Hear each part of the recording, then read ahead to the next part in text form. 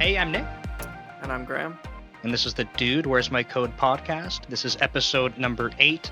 And Graeme, you and I last time were talking about remote work. We kind of talked about what I would say is more of like the people side of things with remote work. And today in our conversation, we continued on remote work, but in this case, I think it was arguably a little bit more about the project side of things. So we focused on a team structure that is primarily in two major geos that are very far apart, so completely opposite sides of the world, and then a couple other team members kind of scattered around, and how you would navigate that sort of setup. But what's interesting is it started out talking about project management structures for teams this kind of disparately located, but in the end it actually came back to the people, which is, I think, an interesting aspect of engineering or any management, which is it almost always comes back to the people in one way or another. Right. So yeah, I think good learnings for both of us in this episode. So we hope you enjoyed. If you do, please like the video, subscribe to the channel. That would do us wonders. We really appreciate it. Lets us know that you enjoy the content we're making. So thanks, and we'll see you next time.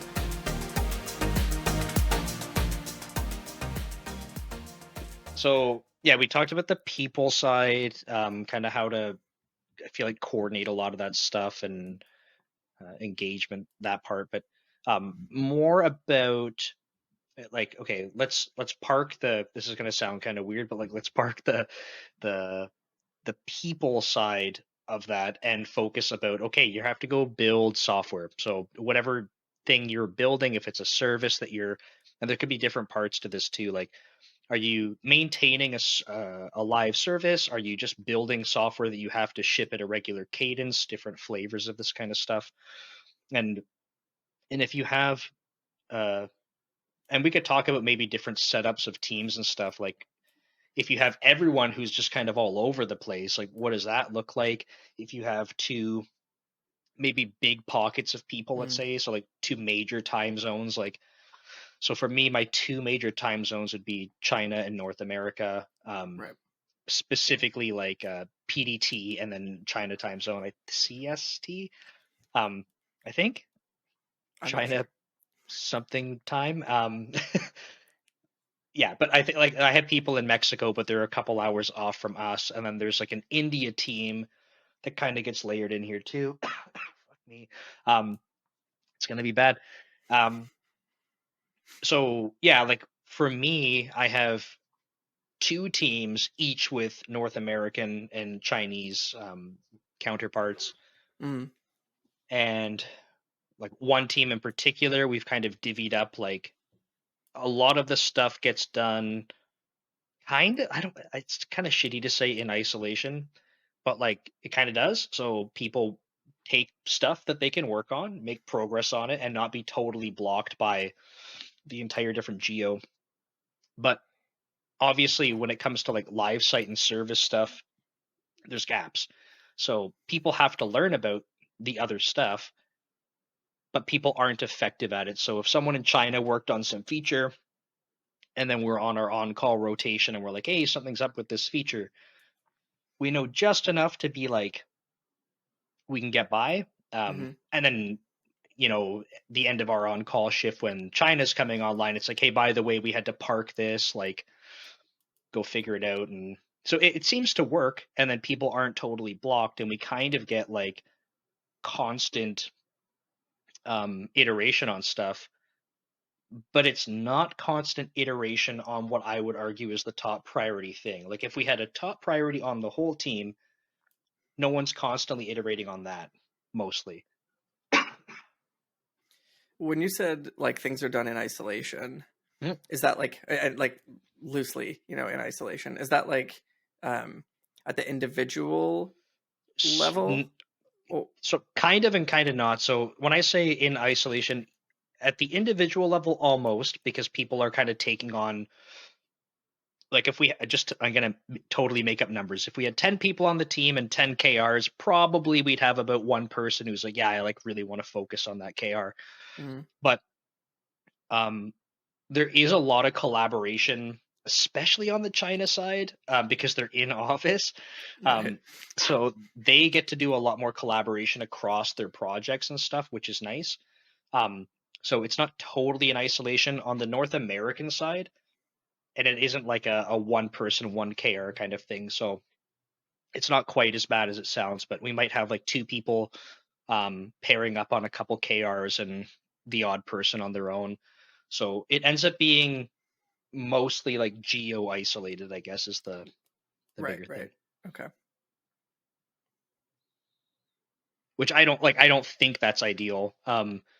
But also I feel like the way it's set up right now is trying to avoid some of the challenges with remote teams, which is like if you were ineffective at working across geos and you had a bunch of people, you had a couple people from different geos working on the same thing inefficiently, you would just feel like you're constantly blocked. Like, I need person on the other side to finish the thing or whatever, and I can't, so I'm stuck.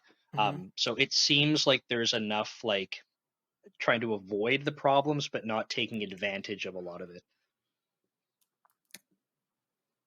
Um, I mean, there's definitely concerns with trying to be fully remote teams with such a wide time zone difference.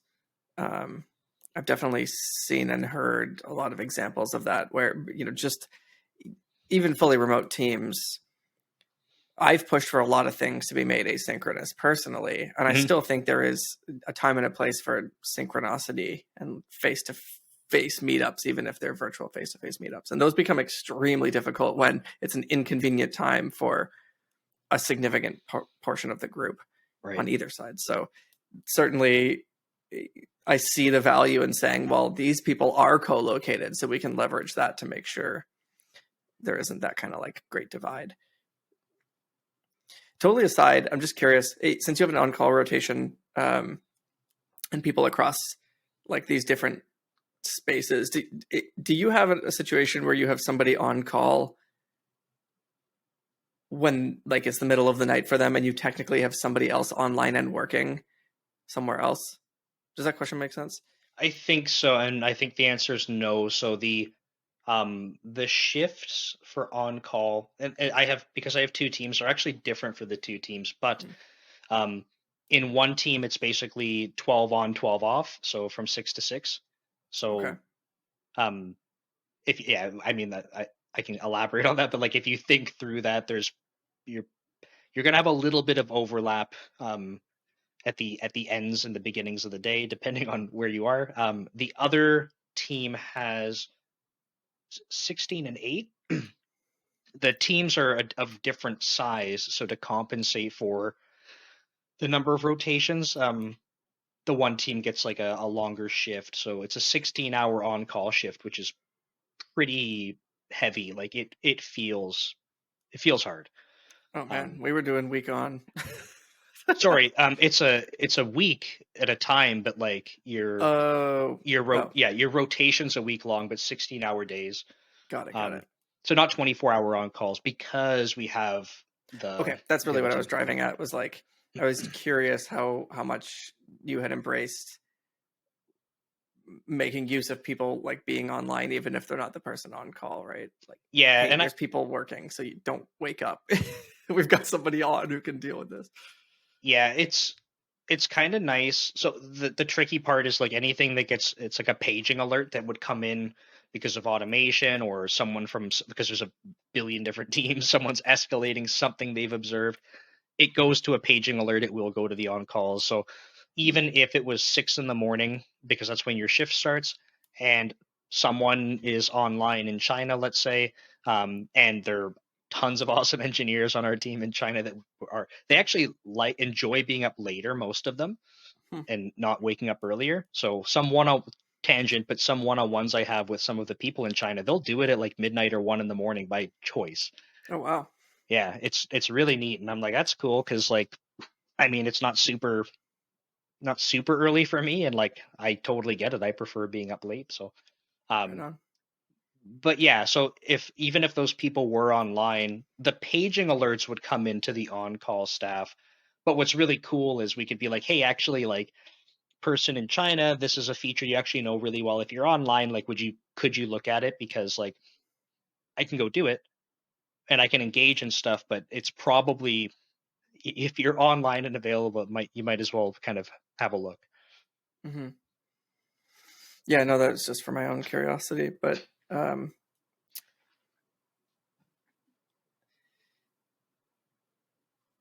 so is the difficulty if you've got, I'll say difficulty, it Sure. doesn't mean it's super difficult, but if you've got a team of people working somewhere in a very different time zone, but they're working together and Mhm. collaboratively because they're co-located, so they can kind of be a little more focused on their own initiatives. North American, have their own, and then you've got your China team with their own. Is the difficulty there that you as leadership are less accessible to that entire group because of the time zone difference? I think that's actually like what I feel the most, I would say. So as we kind of chat through this, the framing that I have is kind of it's kind of like as the manager, like as the person kind of leading this group, here's my kind of my take on it. And yeah, I should clarify that I'm probably not trying to take the perspective of the individuals on the team, although maybe that will come up. Mm-hmm. Um, so I feel that a lot. So for example, in on one of the teams, there's a group of people in China that are super awesome at working together, um, and they do a lot of innovation. So they have a lot of cool ideas that are they're talking about. They're like, hey, we should put this on the radar. And then it comes time for planning, let's say, and in order for me to get I just feel like I can't do it the justice it deserves to like to spend the time planning and like kind of going through like a lot of their ideas, but I want to make sure that they're enabled. So they do actually have their own engineering manager.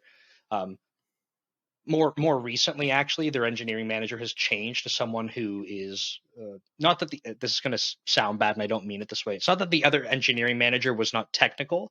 Mm-hmm. It's just that his role, I believe, was primarily people because he had many teams. This new Gotcha. engineering manager is very much like extremely technical. He's actually arguably one of the most technical people I've ever worked with. Hmm. He's incredibly impressive. Now he's their EM, and I feel like that's going to be going forward. I think maybe a bit better of a a fit, just because I have someone on the other side, so to speak, that I not that it's not like I didn't trust the other person. That's not what I'm trying to say, but I have a lot of trust in this person to kind of take the technical pieces and make sure that they're um, front and center. Mm-hmm. So yeah, sorry, I had a bit of a tangent there, but does that kind of help paint the picture? Yeah, I think so. I think so. I'm just looking for what the areas are that would be of benefit. We're just looking at like the different ways you can approach having squads or chunks of people in different geographical areas, and how you can best utilize that remote. And I think it really comes down to all the things we're talking about. So I don't think there is a right or a wrong way, and it's just That's interesting to see. And it sounds like it's a situation where you'd really have to identify if there's any benefit to trying to intermingle those geos and spread initiatives across. Like you said, if you really wanted to tackle, if the thing you wanted to fix was, I want everyone to be working on the most important thing that we need to sure. do for our customer, sure, then you can try and align everybody around that, and maybe that's the benefit. But what's the impact going to be on the flip side of that? Yeah, that's so this is like that exact thing that you just described is something that as we chat through this, I would love your perspective on sort of the flip side because well, a ton of people are working remote now, right? But in this particular situation, this isn't even about remote work. This is literally prior to the pandemic and everything else. This is just two entirely different geolocated teams. But I think this concept is like just way more prevalent now because everyone is basically working remote. There's a ton of benefits and like flexibility and stuff for working remote. So I love it. but I don't hear a lot about people talking about some of the trade-offs that come with remote teams. And I don't think it's fair. Like, this is kind of the engineering side of me speaking, but like, I don't think it's fair to just only talk about why things are so good, Hmm.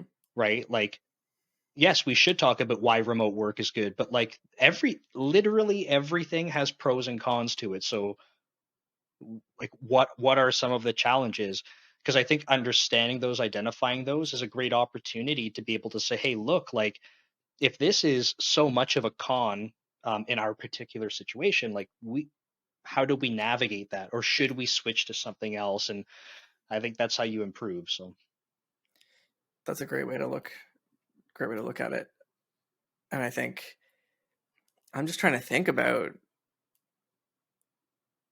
how that, like, what will apply here, and what trends I've seen or experienced or sure. spoken to others about. I gotta feel like a big one is if you've got people, and we take this to the extreme, but I recognize there is opportunities for overlap, but at such extreme Mhm. distances in geo and in time zone, those overlaps become smaller and smaller. And I think maybe one of the things that I have observed is it's much more difficult to build trust between individuals. And I'm not even looking at this as like an us and them as much as Right. a like me and anybody on that team, or vice versa. Because what I think, if you embrace the process that I think is ideal, you're saying at the end of my workday, I push my code in whatever format we choose as a team to what state we want to leave things in, and somebody else in a different geo will pick it up and run with it. If we want to be like a full, like, 24-hour, like, let's keep this Yeah. top priority thing moving, sure. So I push my work, uh I leave for the day, I come back, and more of it has been advanced. If I don't like the way it was advanced, like, is a weird way to put that, but if the way it was done isn't congruent with the way I was going to, what was the word I was looking for? Like, what you do about that is potentially difficult, Right. because someone spent a bunch of time doing something. You want to, I hope, trust them. They're a member of your team that hopefully is competent and aligned with the I was going to say mission, or It's a best intentions thing, right? Like, we should assume that someone wasn't like, hey, I'm gonna go mess up Graham's day and like basically wreck all the code and then push it up and say, haha. It's yeah, they tried their best to continue it. or even as innocuous as, well, I was trying to get here, and maybe like the thing that the endpoint that they were envisioning was just like not exactly the same. Right. But Different alignment. Yeah, yeah. so what do you do, right? Like, okay, well, I guess I could go drop some comments on a code review if there was a code review or whatever, but then how do I build on top of the thing that I have received if I'm not happy with it? And Right.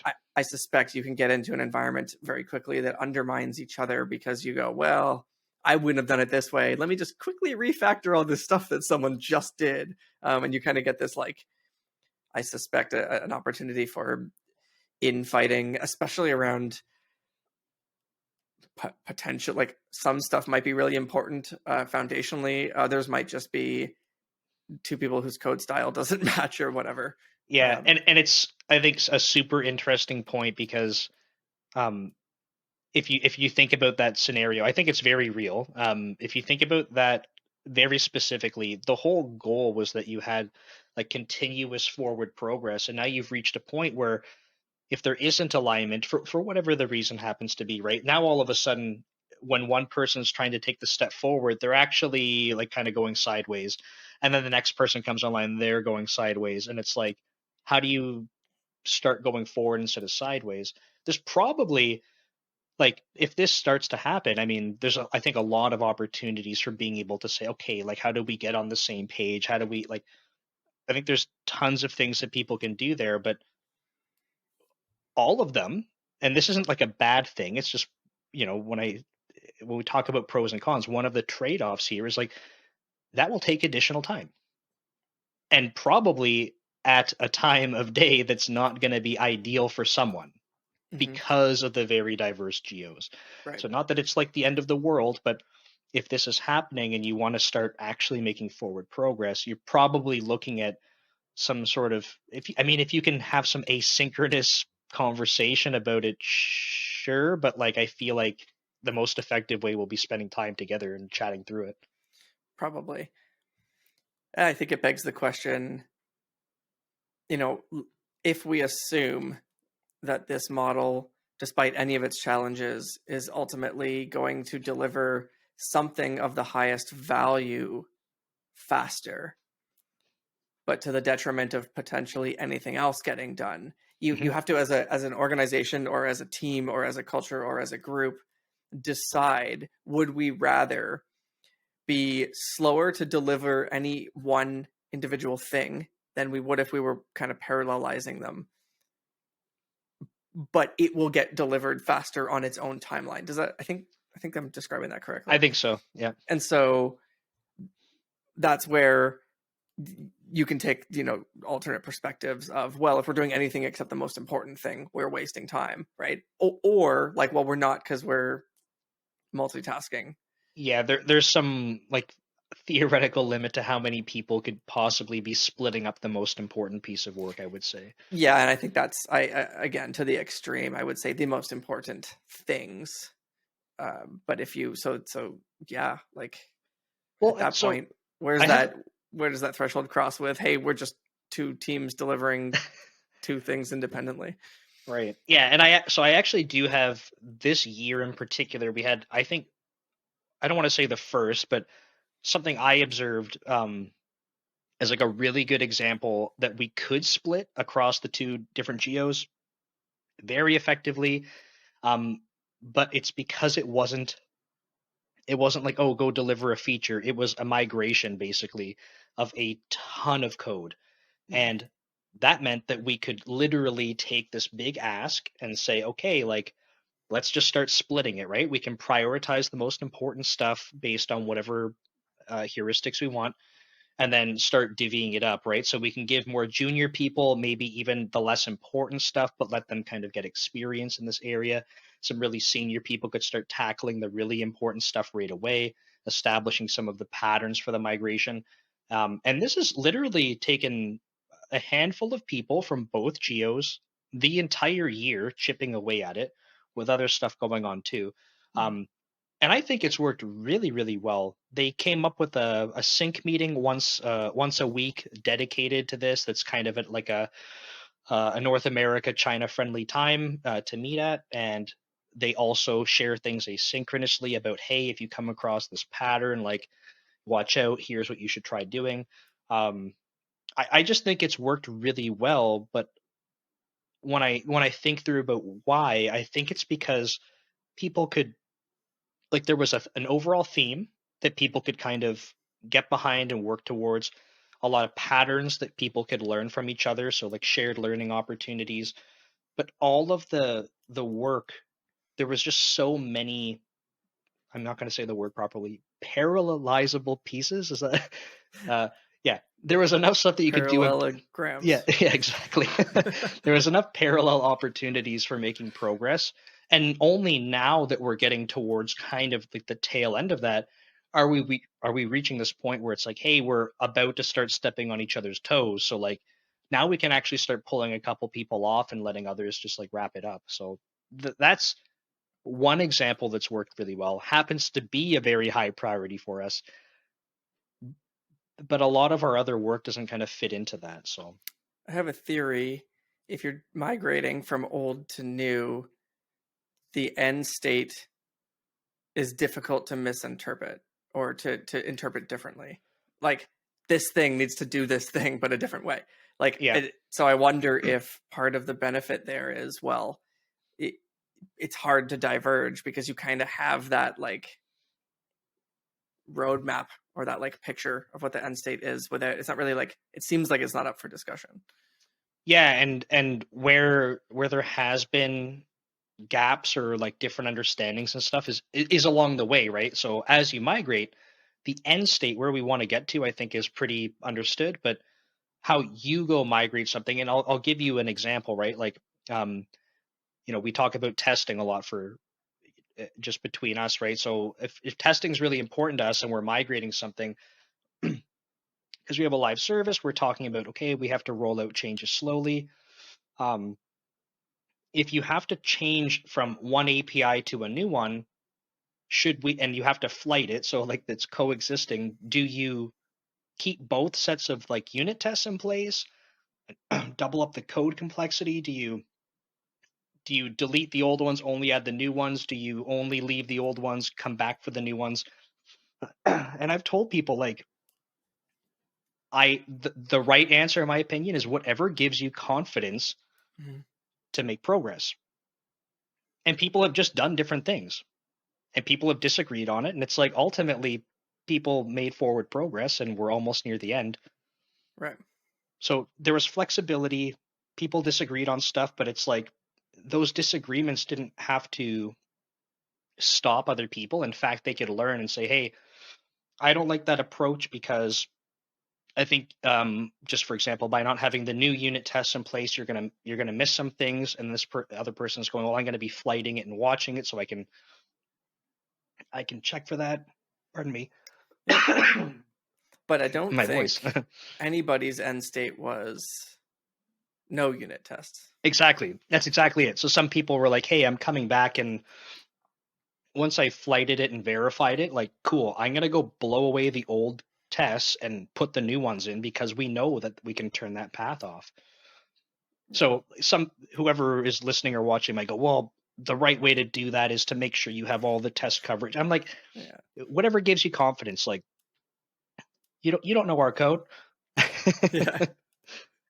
But yeah, so that I think that's an interesting project because it has actually shaped up really well.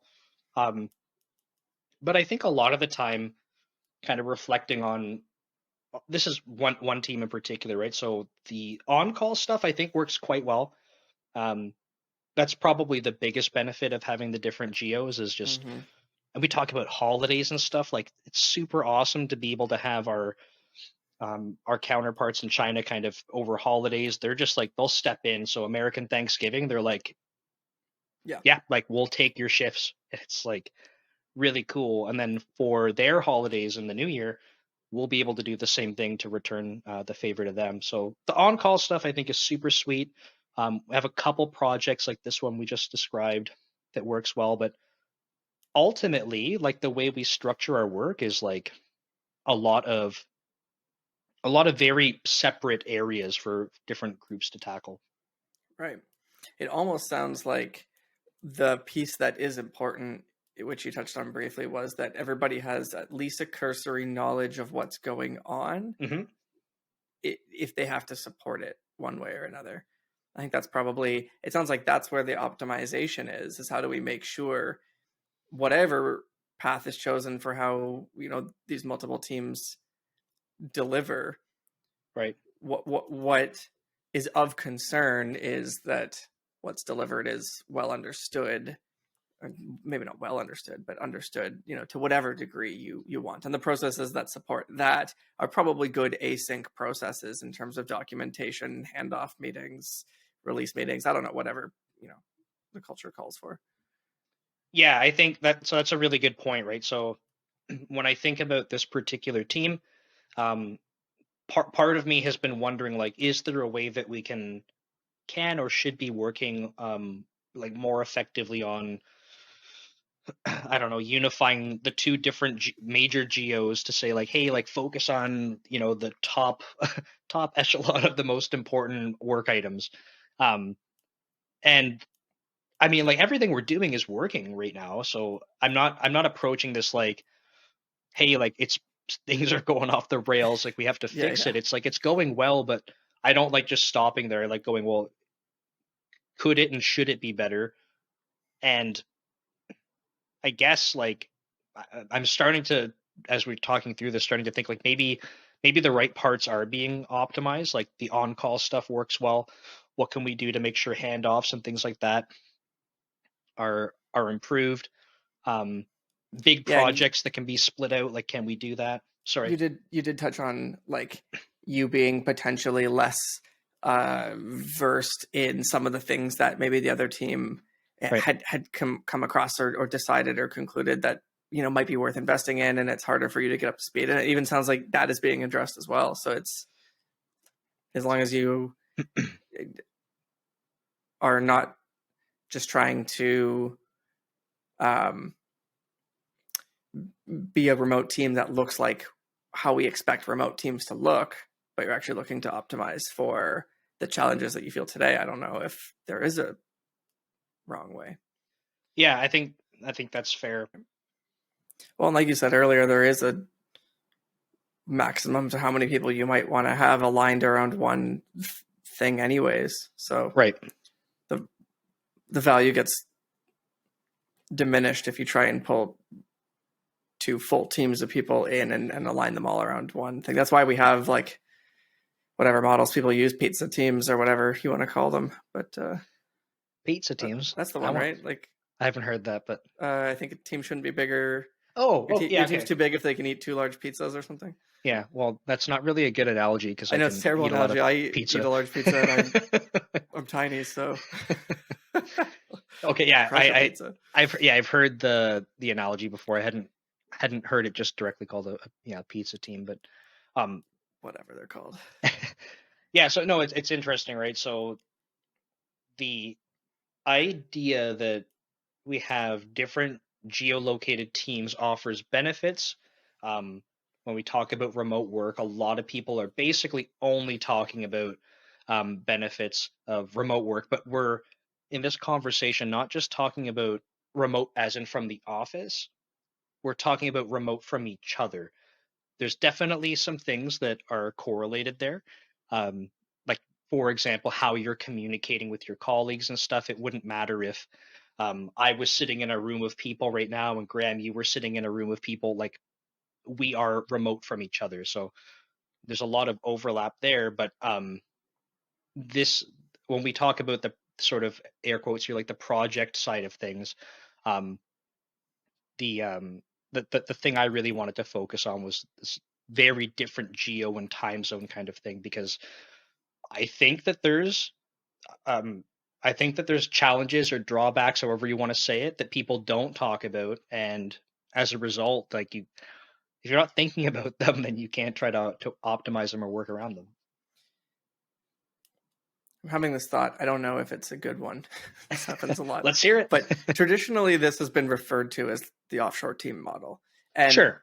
And I actually have struggled with that frequently because as we try and push things to be more global and more remote, referring to anybody as offshore is instantly an us versus them, and that makes me uncomfortable. So I try not to refer to these situations that way. But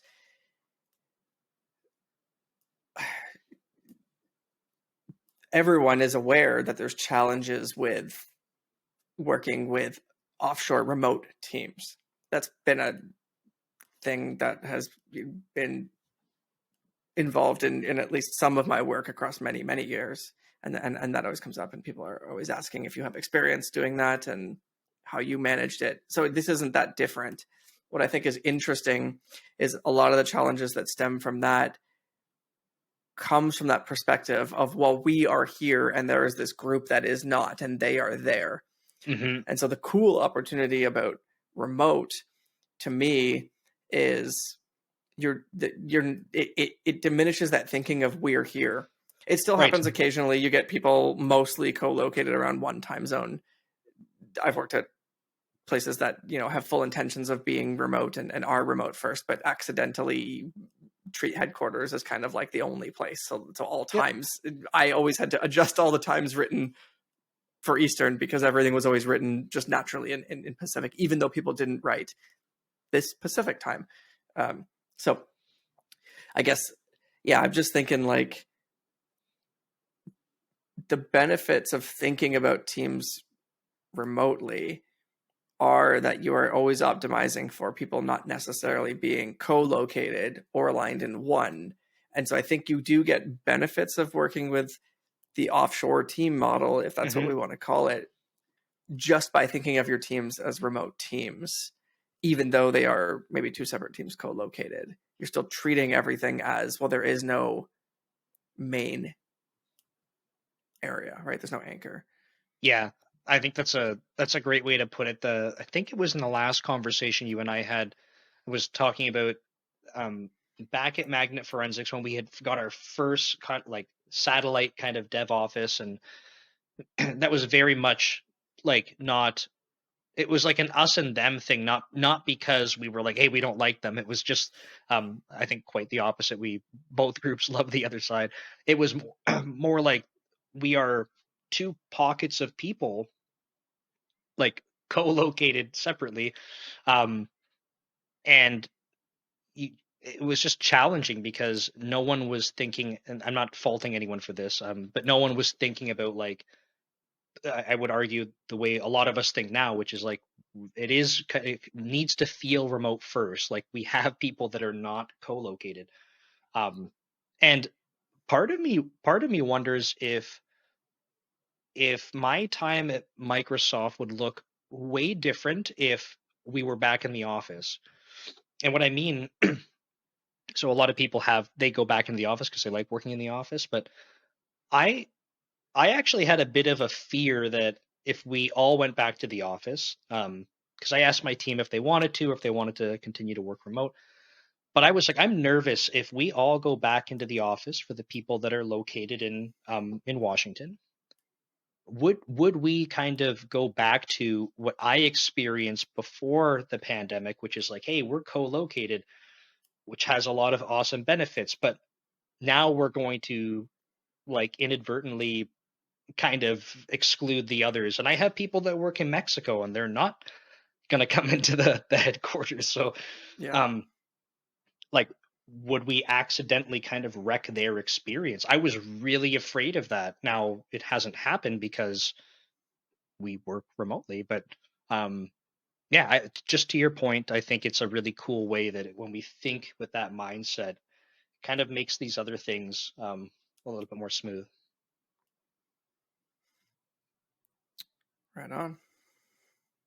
Yeah. So no, Graham, I think that was helpful for me. I think a good reflection to talk through it.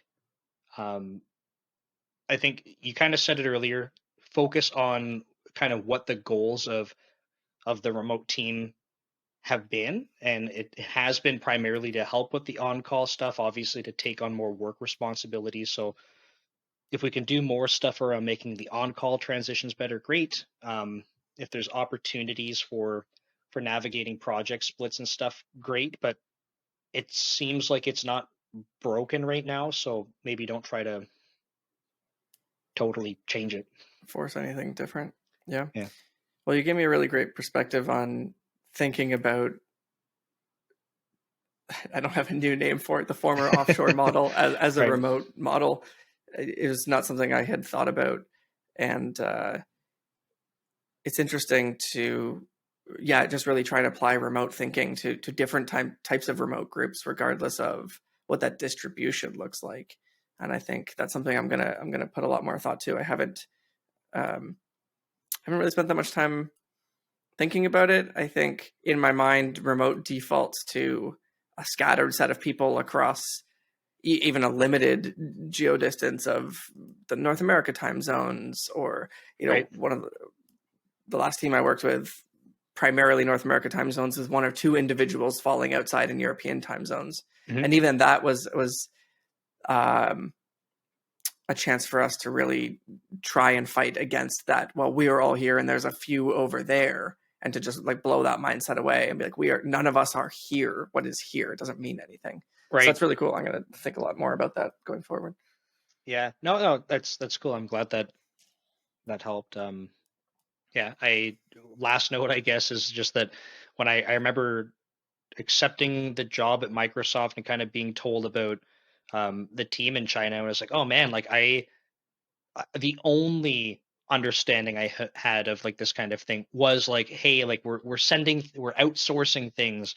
And I remember thinking like, oh man, like I generally don't like that idea. I'm like, I don't know how this is going to work, but it is 100% not that, and it's so cool because um I don't know, like I guess the contrast for what I thought was about to happen versus what actually is the case is like, it's not outsourcing things. It's very much like I love working with the people in China.